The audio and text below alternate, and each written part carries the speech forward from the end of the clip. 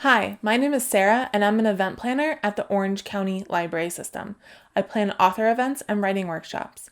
And since we're not able to have those at the library right now, I invited some of my writing and publishing friends to provide writing tips for you. This next one is from editor and author of Holiday on Park, Racquel Henry. Hey everyone, my name is Racquel Henry and I'm the author of the novelette Holiday on Park.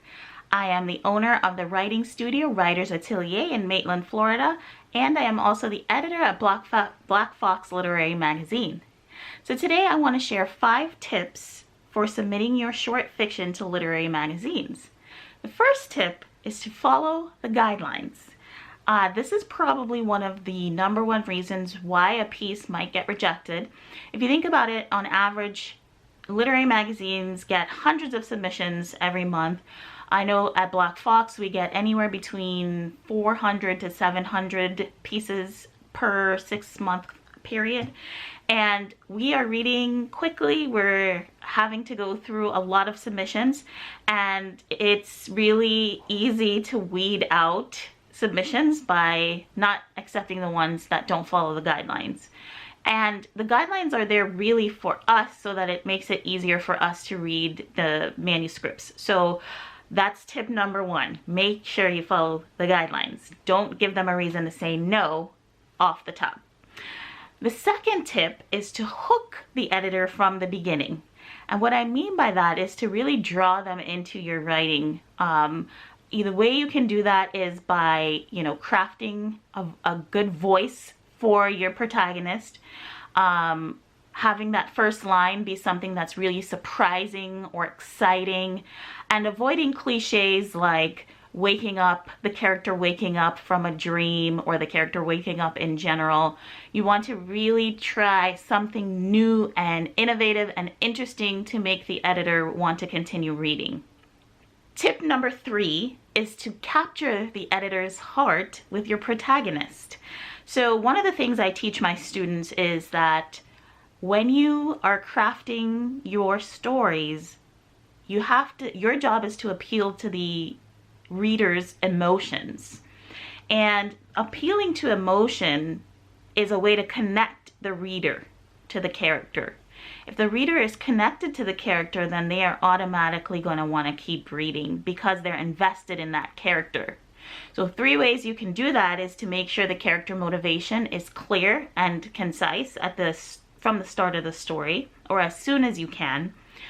The second thing you can do is make them sympathetic. So make the character sympathetic or make me care about the character. And the third thing you can do is to avoid cliched characters.